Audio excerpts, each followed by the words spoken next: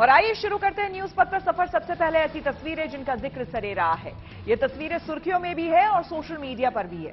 इनसे आपका बाखबर रहना बेहद जरूरी है, क्योंकि चौराहे पर इन्हीं की चर्चा है।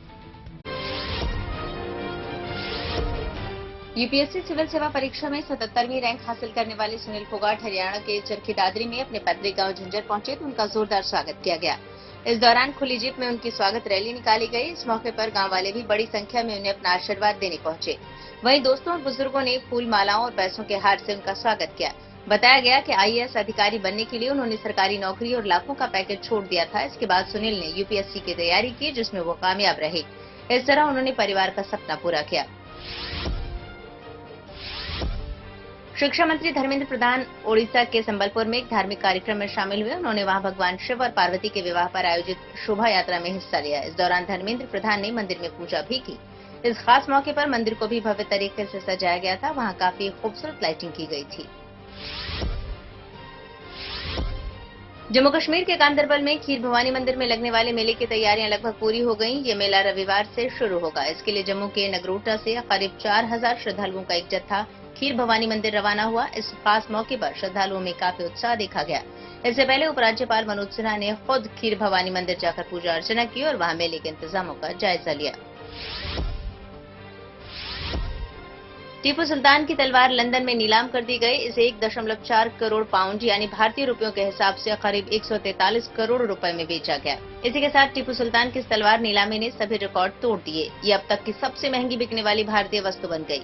बताया जाता है कि टीपू सुल्तान की ये तलवार 18वीं सदी में बनी थी और भारत छोड़कर गए अंग्रेज इसे अपने साथ ले गए थे। दावा है कि ये तलवार टीपू सुल्तान के महल के निजी कमरे में बरामद की गई थी। टीपू सुल्तान की ये तलवार स्टील की है और इस पर सोने से बेहतरीन नक्काशी की गई है। जम्मू कश्मीर के पुंछ में इंटर स्कूल प्रतियोगिता आयोजित की गई। इसका खास मकसद वहां युवा प्रतिभाओं को बढ़ावा देना रहा, ताकि वो भी खेल के क्षेत्र में आगे आएं और प्रदेश का नाम रोशन करें। इस प्रतियोगिता में बड़ी संख्या में छात्राओं ने भी हिस्सा लिया। जम्मू कश्मीर में सरकार की कोशिश है कि युवाओं को बड़े अवसर दिए जाएं, जिससे उनका टैलेंट खुलकर सामने आ सके। जिंदगी का सफर सुहाना हो, इसके लिए सावधान रहना जरूरी है। रोजमर्रा की आपाधापी में कुछ देर बैठकर सोचना समझना भी जरूरी है कि आपके आसपास क्या हो रहा है और जो कुछ हो रहा है उससे हमारी जिंदगी, हमारा परिवार कैसे प्रभावित हो सकता है। इसलिए हॉर्न बजाकर बाखबर करने वाली खबर जरूरी होती है। और आज की ये खबर मम्मी पापा के झगड़े और बच्चों पर उसके हानिकारक प्रभाव से जुड़ी है। अक्सर पति पत्नी जब झगड़ा करते हैं तब इस बात का ख्याल नहीं रखते कि घर में बच्चा भी मौजूद है। झगड़े के दौरान तीखी बहस और चीखने चिल्लाने की आवाज बच्चे सुनते हैं। अगर पापा ने मम्मी पर हाथ उठाया तो बच्चा देखता है। ऐसे झगड़े धीरे धीरे उसके दिलो दिमाग को प्रभावित करने लगते हैं। एक चौंकाने वाला वाकया मध्य प्रदेश में सामने आया, जहां 2 बच्चियों ने थाने में जाकर अपने मारपीट करने वाले माता पिता की शिकायत की और कहा कि पुलिस, अंकल मेरी मां को बचा लीजिए। घरेलू हिंसा एक अपराध है जिस पर रोक जरूरी है, लेकिन इसका बच्चों पर पड़ने वाला असर भी खतरनाक है। इसलिए जरूरी है कि इसे लेकर हॉर्न बजाया जाए।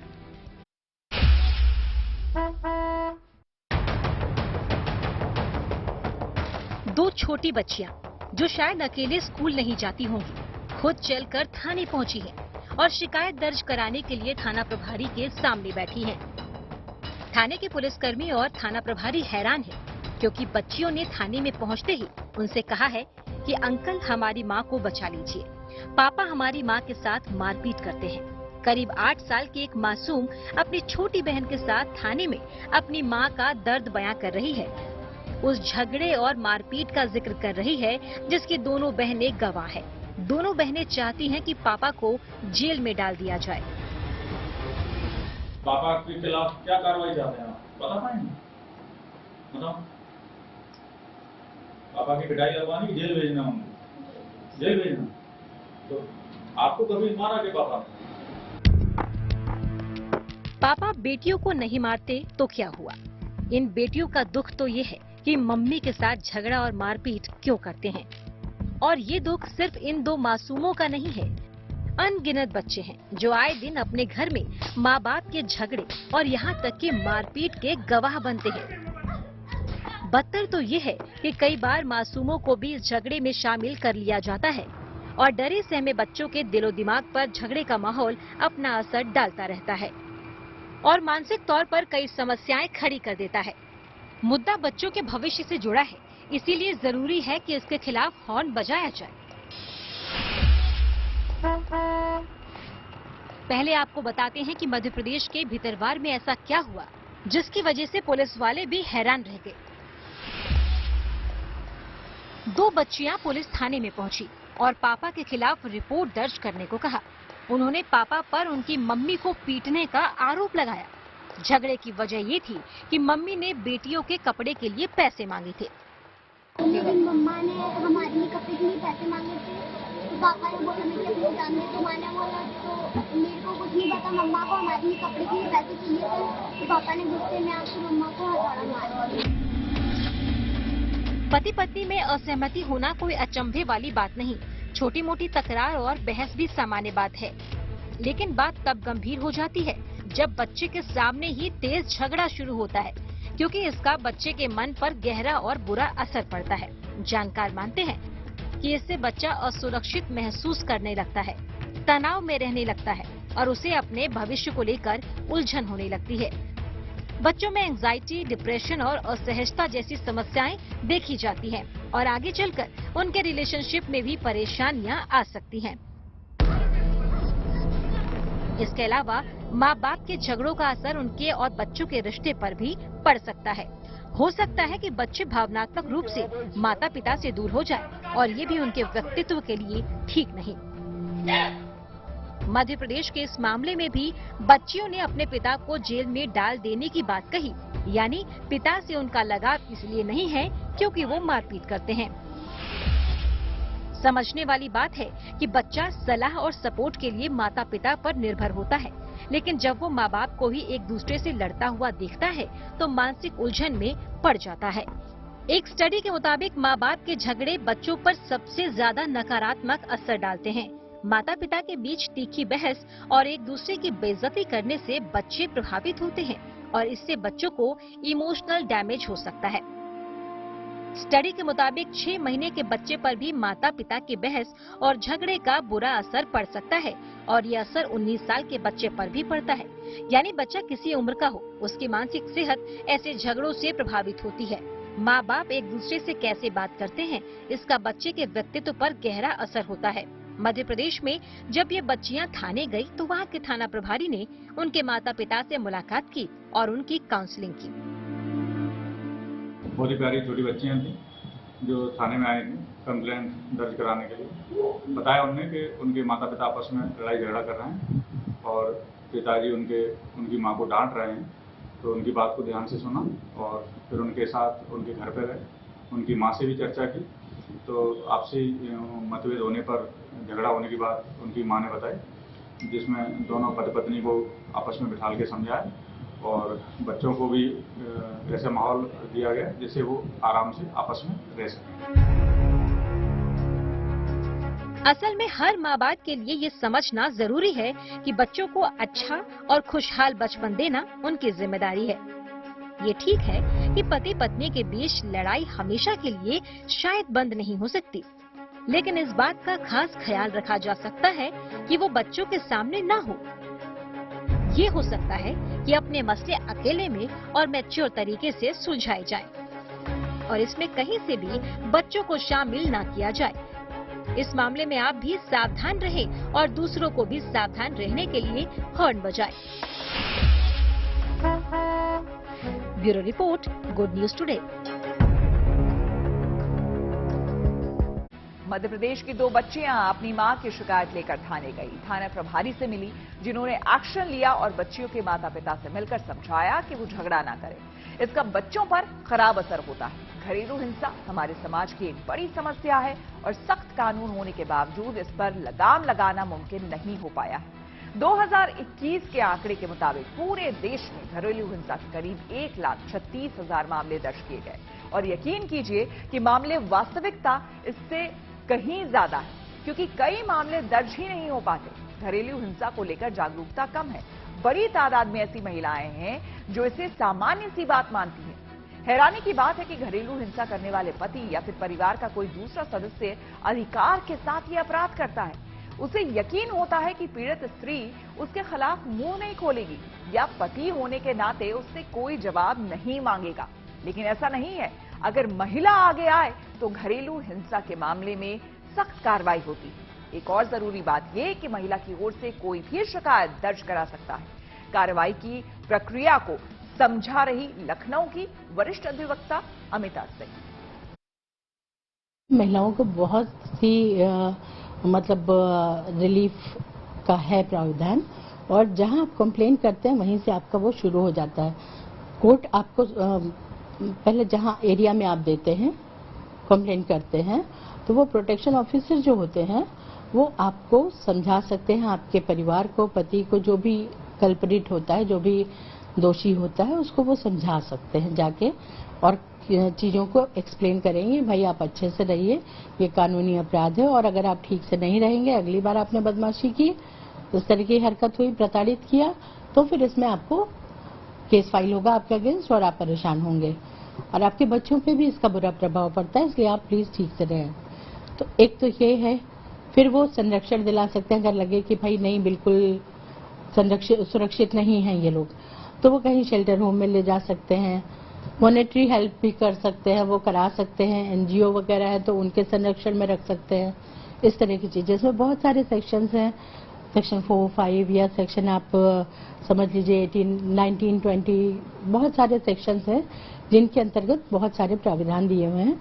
इसके अलावा एसपी ऑफिस में जब आप शिकायत करते हैं तो वो तुरंत जांच करवा सकते हैं, केस फाइल करवा सकते हैं, DIR करवा सकते हैं। तो उनको रहने की, खाने की, संरक्षित रखने की ये सारी सुविधाएं दी जाती है।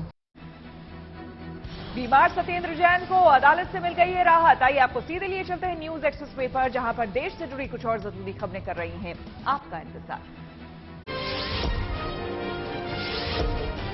नए संसद भवन के उद्घाटन से जुड़ी एक याचिका को सुप्रीम कोर्ट ने खारिज कर दिया। इससे पहले याचिका में यह मांग की गई थी कि नए संसद भवन का उद्घाटन राष्ट्रपति से करवाया जाना चाहिए, लेकिन अदालत ने इस पर सुनवाई से ही इनकार कर दिया। कोर्ट ने कहा कि हम जानते हैं कि ये याचिका क्यों दाखिल हुई। नई संसद के उद्घाटन को लेकर प्रधानमंत्री मोदी ने एक ट्वीट किया। इसमें उन्होंने नए संसद भवन को हर भारतीय को गौरवान्वित करने वाला बताया। साथ ही देशवासियों से #MyParliament MyPride का इस्तेमाल करके अपनी आवाज में वीडियो शेयर करने की अपील भी की। सुप्रीम कोर्ट ने दिल्ली के पूर्व स्वास्थ्य मंत्री सत्येंद्र जैन को बड़ी राहत दी। अदालत ने उन्हें 6 हफ्तों के लिए अंतरिम जमानत दे दी। उन्हें ये जमानत तबीयत बिगड़ने की वजह से मिली ताकि वो अपना इलाज करवा सके। सत्येंद्र जैन गुरुवार को तिहाड़ जेल में चक्कर खाकर गिर पड़े थे, जिसके बाद उन्हें अस्पताल में भर्ती करवाया गया था। हालांकि अदालत ने यह भी साफ किया कि वो दिल्ली से बाहर नहीं जा सकेंगे, साथ ही मीडिया से किसी भी मुद्दे पर बात नहीं करेंगे। मोदी सरकार के कार्यकाल के 9 साल पूरे हो गए। ठीक 9 साल पहले 26 मई 2014 को प्रधानमंत्री मोदी के नेतृत्व में एनडीए सरकार ने शपथ ली थी। अपने 9 साल पूरे होने के मौके पर पार्टी ने कुछ रणनीति भी बनाई है ताकि अगले साल जीत की हैट्रिक लगाई जा सके। बीजेपी 30 मई से 30 जून तक देश भर में जनसंपर्क अभियान चलाएगी। इस दौरान केंद्रीय मंत्री और सांसद पार्टी की उपलब्धियां गिनाएंगे। कांग्रेस नेता राहुल गांधी को पासपोर्ट मामले में बड़ी राहत मिल गई। दिल्ली की राउज एवेन्यू कोर्ट ने राहुल को 3 साल की एनओसी दे दी। इससे पहले बीजेपी नेता सुब्रमण्यम स्वामी ने राहुल गांधी को 10 साल के लिए पासपोर्ट जारी करने का विरोध किया था। स्वामी ने इसके लिए कई दलीलें दी थी। इसमें यह भी बात कही गई थी कि पहले से चल रहे मुकदमों को ध्यान में रखते हुए राहुल गांधी को पासपोर्ट के लिए एनओसी 1 साल से ज्यादा समय के लिए नहीं दी जानी चाहिए।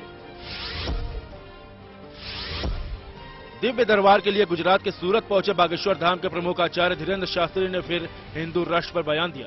उन्होंने कहा कि भारत हिंदू राष्ट्र था और रहेगा, बस औपचारिक रूप से घोषित करना बाकी है। साथ ही धीरेन्द्र शास्त्री ने बताया कि वो किसी पार्टी से नहीं बल्कि बजरंगबली की पार्टी के हैं।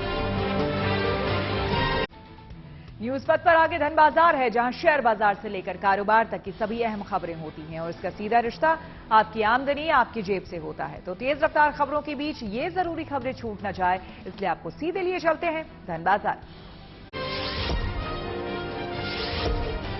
हफ्ते के आखिरी कारोबारी दिन शेयर बाजार में भारी बढ़त रही। तेल और गैस सेक्टर को छोड़कर बाकी सभी सेक्टरों के शेयरों में तेजी दर्ज की गई। सेंसेक्स 629 अंक उछलकर 62,502 पर बंद हुआ और साथ ही निफ्टी 178 अंक बढ़कर 18,499 पर पहुंच गया।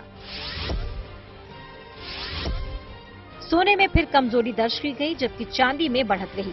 सोना प्रति 10 ग्राम 160 रुपए सस्ता हुआ और इसकी कीमत 60,080 रुपए पर पहुंच गई। वहीं चांदी प्रति किलो 360 रुपए महंगी हो गई। इससे चांदी की कीमत 72,500 रुपए दर्ज की गई। सेंसेक्स 1 लाख के पार पहुंच सकता है। ब्रोकरेज फर्म जेफरीज में इक्विटी स्ट्रेटेजी के ग्लोबल हेड क्रिस वुड ने ये अनुमान जताया। हालांकि उन्होंने कहा कि इसके लिए 5 साल का इंतजार करना पड़ सकता है। इसके अलावा उन्होंने कुछ सुझाव भी दिए ताकि शेयर बाजार में निवेश बढ़ता रहे। सरकार 75 रुपए का सिक्का जारी करेगी। रविवार को प्रधानमंत्री मोदी नए संसद भवन का उद्घाटन करेंगे। इसी खास मौके पर देश को 75 रुपए का सिक्का भी मिल जाएगा। इस सिक्के का वजन 35 ग्राम होगा। इसमें 50% चांदी और 40% कॉपर मिला होगा। एयरलाइंस कंपनी गो फर्स्ट के विमानों की उड़ानें सस्पेंड होने की तारीख फिर बढ़ा दी गई। अब इसके विमान रविवार तक उड़ान नहीं भरेंगे। कंपनी ने फंड की कमी की वजह से 3 मई से ये उड़ानें रोकने का ऐलान किया था। साथ ही दिवालिया घोषित करने के लिए NCLT में भी आवेदन कर दिया था। न्यूज पथ पर आगे पब्लिक होर्डिंग पर मोबाइल फोन यूजर्स के लिए जरूरी खबर। नेशनल साइबर सिक्योरिटी एजेंसी ने एंड्रॉयड मोबाइल फोन्स को निशाना बना रहे एक नए वायरस को लेकर एडवाइजरी जारी कर लोगों को सावधान किया है।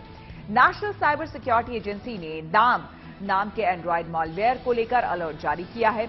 एडवाइजरी में कहा गया है कि ये वायरस एंड्रॉयड डिवाइस को निशाना बना रहा है। चिंता की बात यह है कि ये वायरस मोबाइल के कॉल रिकॉर्ड, कॉन्टैक्ट हिस्ट्री और कैमरा जैसे संवेदनशील डेटा को हैक कर रहा है। Indian consumer emergency response team के मुताबिक ये वायरस मोबाइल में एंटी वायरस प्रोग्राम को बेअसर कर सकता है और फाइल्स को नष्ट करने के लिए रैंसमवेयर डाल सकता है। साइबर हमलों से निपटने वाली केंद्रीय सुरक्षा एजेंसी की तरफ से जानकारी दी गई है कि ये वेबसाइट के जरिए स्मार्टफोन पर हमला कर रहा है और दूसरी डिवाइस में फैल रहा है। एजेंसी का कहना है कि यह नया वायरस डिवाइस में पासवर्ड को बदलने, स्क्रीनशॉट कैप्चर करने, SMS चोरी करने, फाइल्स डाउनलोड या अपलोड करने में सक्षम है। एडवाइजरी में कहा गया है कि यह वायरस इन्फेक्टेड डिवाइस में फाइल को कोड करने के लिए एडवांस एन्क्रिप्शन स्टैंडर्ड का इस्तेमाल करता है। एजेंसी के मुताबिक ये खतरनाक वायरस डिवाइस में मौजूद फाइल्स को लोकल स्टोरेज से डिलीट कर देता है और केवल .enc एक्सटेंशन वाली एन्क्रिप्टेड फाइल्स और readme_now.txt वाला रैंसम नोट छोड़ देता है। इस वायरस से बचने के लिए एडवाइजरी में कहा गया है कि यूजर्स बिटली और टाइनी URL जैसे छोटे URL वाली वेबसाइट से अलर्ट रहे। यूजर्स को सलाह दी गई है कि वे जिस वेबसाइट पर जा रहे हैं उसका पूरा डोमेन अच्छी तरह से चेक कर लें। मैसेज या ईमेल में मिलने वाले किसी भी अनजान लिंक पर क्लिक करने से बचें। खबरों के एक्सप्रेसवे से आगे रुक करते हैं सियासी ढाबे का, जहां आज की सबसे दिलचस्प खबर मौजूद है। नई संसद के उद्घाटन पर चल रहा घमासान अपनी जगह है, लेकिन अब राजदंड यानी कि सेंगोल को लेकर भी तकरार शुरू हो गई है। सरकार इसे इतिहास और परंपरा से जोड़कर देख रही है, इसलिए इसे बड़े सम्मान के साथ लोकसभा में स्थापित किया जा रहा है। लेकिन कांग्रेस कह रही है कि सेंगोल की जो कहानी बताई जा रही है उसमें दम नहीं, और अखिलेश कह रहे हैं कि शायद बीजेपी को एहसास है कि सत्ता हस्तांतरण करना होगा। 28 मई को है उद्घाटन, लेकिन उससे पहले बयानों का बवंडर खड़ा हो चुका है।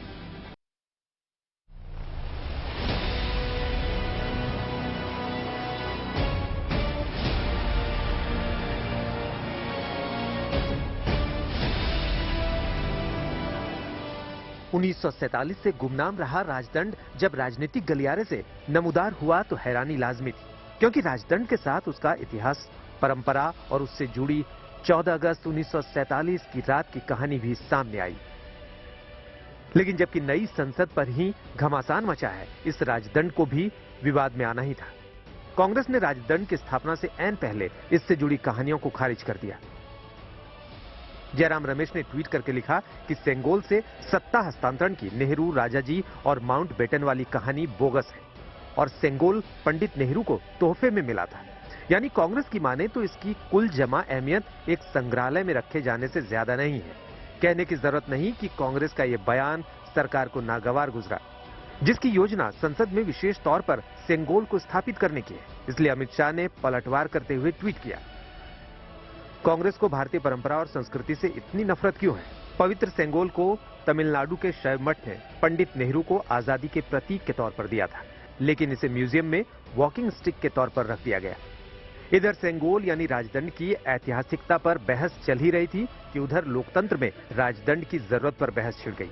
कांग्रेस ने इसे राजशाही का प्रतीक बताते हुए गैर जरूरी बता दिया। ये लोकतंत्र है, यहाँ पर हर 5 साल पर जनता चुनती है अपने प्रतिनिधियों को और जनता सत्ता का हस्तांतरण करती है, जनता सत्ता परिवर्तन करती है, जनता का ये हक है।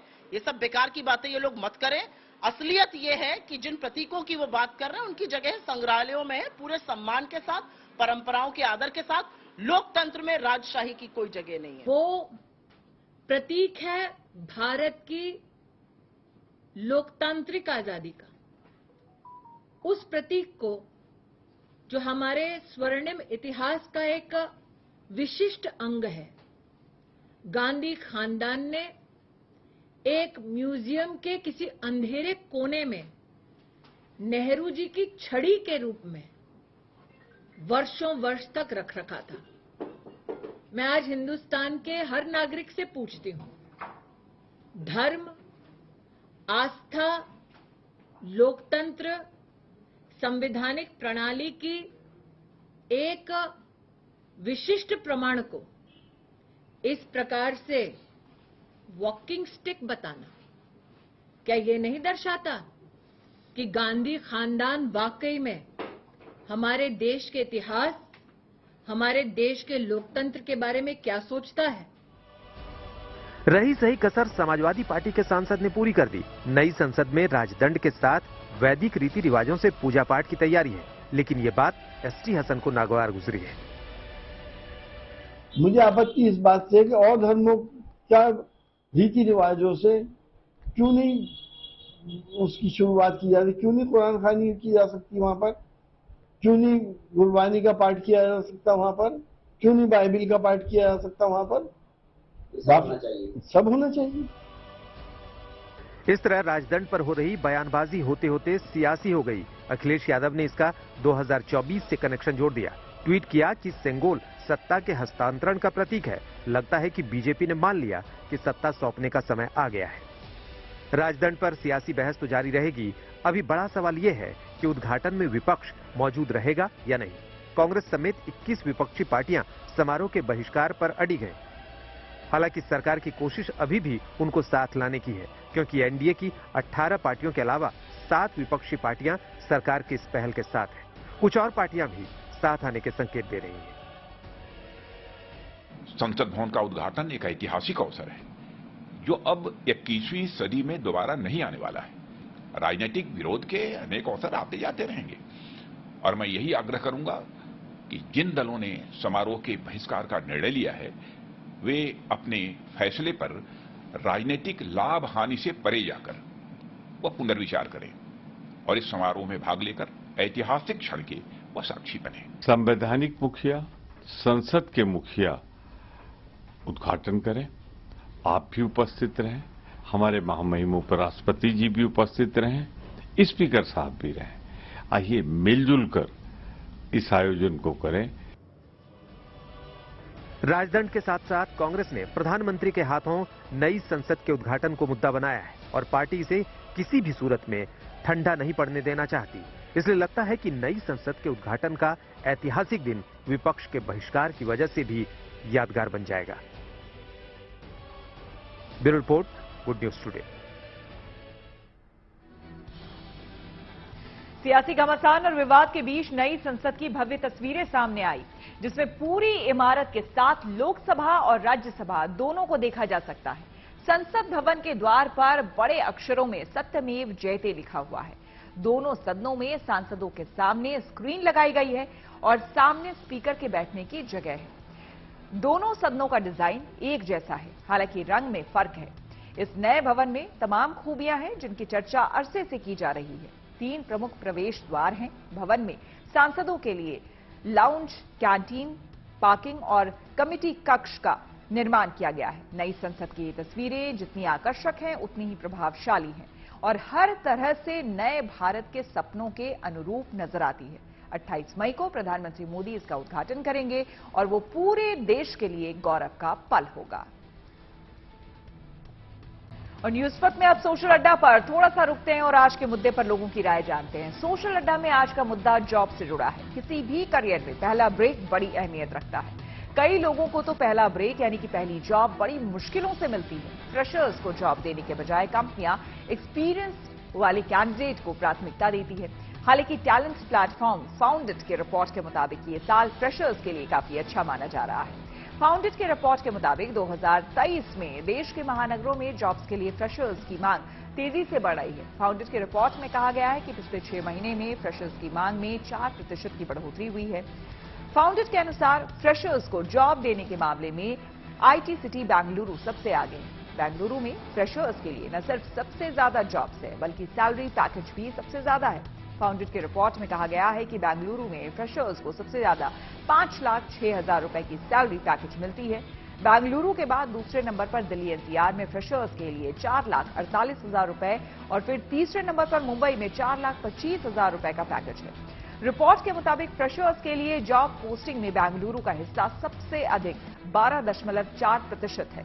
इसके बाद मुंबई 12.1%, दिल्ली एनसीआर 9%, पुणे 8%, चेन्नई 7% और हैदराबाद 7% जॉब फ्रेशर्स को दे रहे हैं। रिपोर्ट में कहा गया है कि फ्रेशर्स के लिए सबसे ज्यादा 22% एंट्री लेवल जॉब्स रिक्रूटमेंट और स्टाफिंग इंडस्ट्री में है।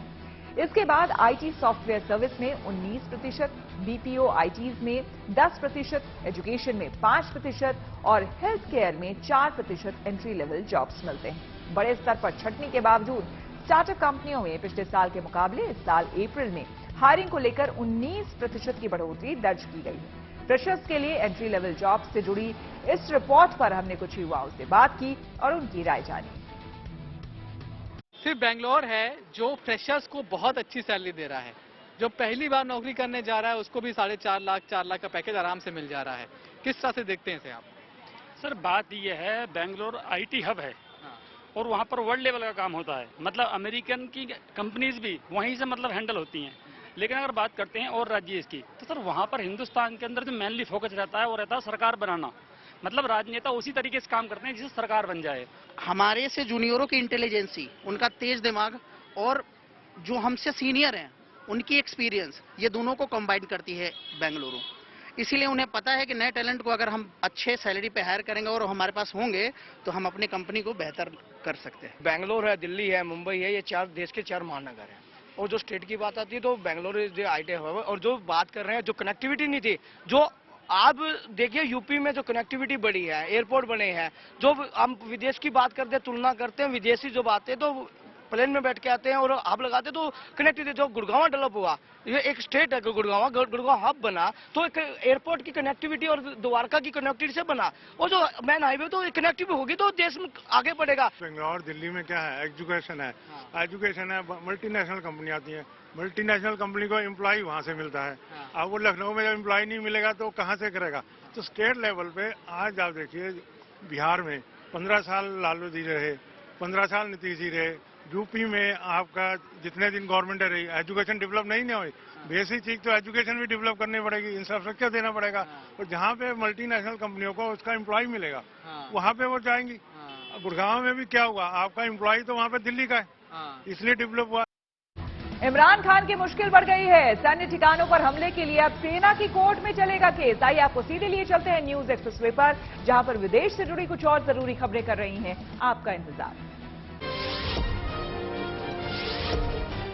पाकिस्तान के पूर्व प्रधानमंत्री इमरान खान को एक और बड़ा झटका लगा। इमरान की पार्टी पाकिस्तान तहरीक इंसाफ की नेता मलिका बुखारी ने पार्टी के सभी पदों से इस्तीफा दे दिया।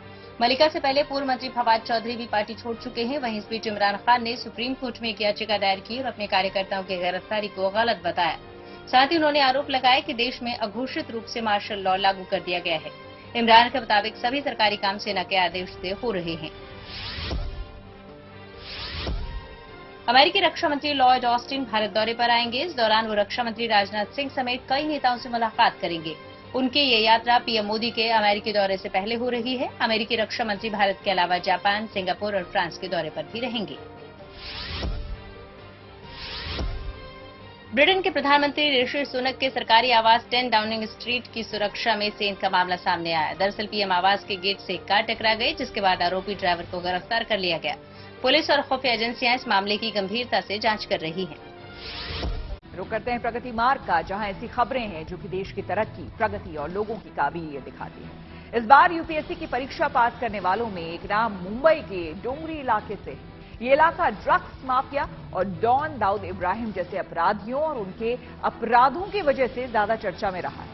लेकिन अब इसी इलाके में बनी झुग्गियों में रहने वाले सैयद मोहम्मद हुसैन नाम के नौजवान ने इस इलाके का नाम रोशन कर दिया है।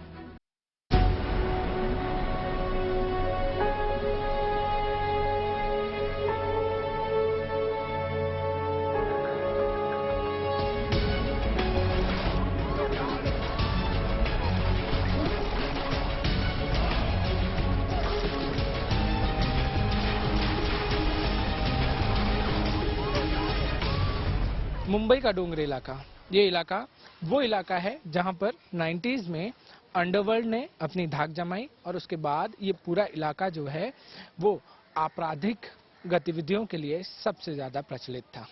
मगर अब धीमे धीमे इस इलाके में हालात बदल रहे हैं। यहाँ के युवा आगे बढ़ने के लिए अपनी जी जान लगा रहे हैं और इलाके का और मुंबई का नाम भी रोशन कर रहे हैं।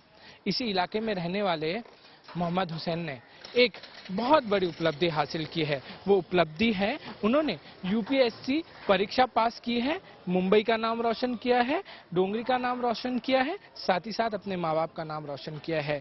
अब जल्द ही ट्रेनिंग शुरू करेंगे वो अपनी, और उसके बाद देश की सेवा में वो लग जाएंगे। ये वो इलाका है जहां से मोहम्मद हुसैन आते हैं, जहां से उन्होंने यूपीएससी की तैयारी की।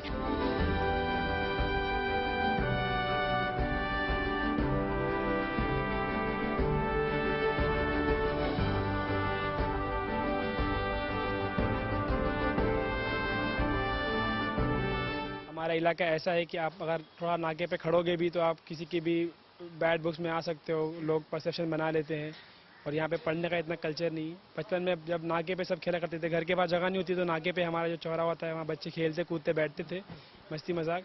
तो अब्बा मेक श्योर करते थे कि मैं कभी नाके पे दिखूँ नहीं अब्बा को। और अब्बा का टाइम घर पे आने का कोई भी बहुत फ्रीक्वेंट है, कभी भी अब आते थे तो नाके पे मुझे देखते थे तो बहुत चिल्लाते और पकड़ के लेके आ जाते, घर पे मारते थे। तब मैं बहुत वो करता था कि अब्बा मुझे नाके पे बैठने देते नहीं है, खेलने देते नहीं है। लेकिन आज मैं अब्बा को थैंक यू कहना चाहूँगा कि उस चीज़ के लिए अगर अब्बा लाके बैठाते नहीं तो मैं भी कभी अपने आप को इंट्रोस्पेक्ट नहीं कर पाता मुझे क्या करना है, और वही जो चीज़ें हैं यहाँ पे हो रही थी जो उसी में इन्वॉल्व हो जाती।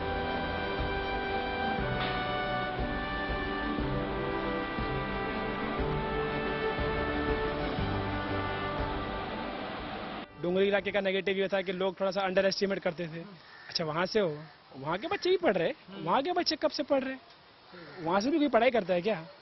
तो ऐसा होता था। लेकिन ये फ़ायदा हो गया कि मुंबई के जो पर्टेनिंग इश्यूज जैसे ड्रग्स वगैरह जो क्राइम होते हैं वो मैंने अपनी आंखों से यहाँ पे देखा है। बच्चे जो कंज्यूम करते हैं कैसे उनकी फैमिली इम्पैक्ट करती है। तो जो इंटरव्यू वगैरह में भी सवाल पूछे कि मुंबई में ड्रग्स का इशू है, तो मैंने फर्स्ट हैंड देखा है। तो मेरा फर्स्ट हैंड देखा हुआ एक्सपीरियंस मैंने शेयर किया कि ऐसे ऐसे प्रॉब्लम होते हैं ग्राउंड लेवल पर, ये इम्पैक्ट करते हैं। तो ये भी मुझे फ़ायदा हुआ, मेरा एडवांटेज जो मैंने इसको यूज़ किया कि किस तरीके से ये जो नेगेटिव परसेप्शन है इससे मैं सीख के इसके फ़ायदे के लिए यूज़ कर सकता हूँ।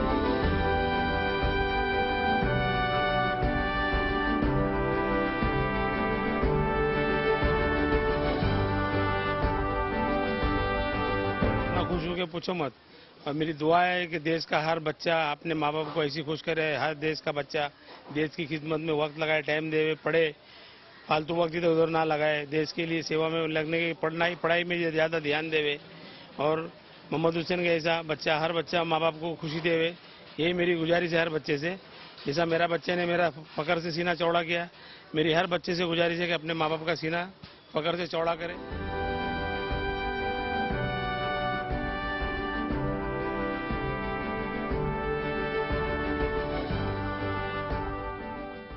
एरिया ही मेरे लिए मोटिवेशन था कभी मेरी हिम्मत टूट जाती थी, पढ़ के लगता था कि नहीं होगा एग्जाम, तो घर पे आके 5 मिनट बैठो और ऐसे एरिया में एक वॉक कर लो, तो देखता था कि लोगों के कंडीशन, साथ में पढ़ने वाले मेरे दोस्त किस तरह से आज कुछ काम नहीं कर रहे, इशू कर रहे हैं, ये सब ड्रग्स में पड़े। तो अपने आप में मोटिवेशन होता था कि अगर मुझे ऊपर वाले ने पढ़ने का मौका दिया है, घर वालों ने इतनी फैसिलिटेट किया है चीज़ों को, तो क्यों ना मैं एक और पुश करूँ इन लोगों के लिए।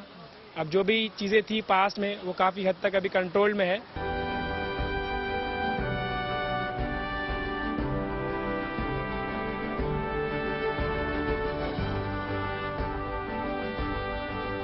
कहते हैं कि मुंबई में जिंदगी मुश्किल जरूर है, मगर इस मुश्किल को आसान एक व्यक्ति का धैर्य और दृढ़ निश्चय बनाता है।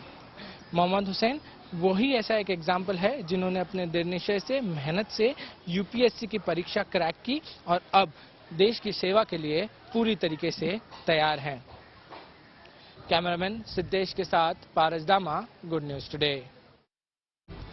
मंगल ग्रह से पृथ्वी पर आया है स्पेशल मैसेज। टेक्नोलॉजी से जुड़ी ऐसी ही हर जरूरी खबर को जानने और समझने के लिए आपको लिए चलते हैं डिजिटल गली।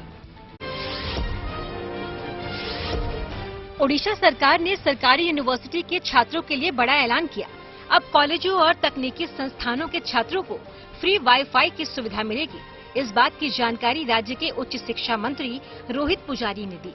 उन्होंने कहा कि छात्रों को बिना पैसे दिए 1 GB डाटा दिया जाएगा। दावा है कि पृथ्वी के 3 टेलीस्कोप को मंगल ग्रह से एलियन का संदेश मिला। अब वैज्ञानिक इन संदेशों को डिकोड करने में जुटे हैं। मंगल ग्रह के चारों तरफ चक्कर लगा रहे एक्सोमार्स स्पेसक्राफ्ट को ये संदेश मिले, जिसके बाद उसने ये संदेश धरती पर भेजे।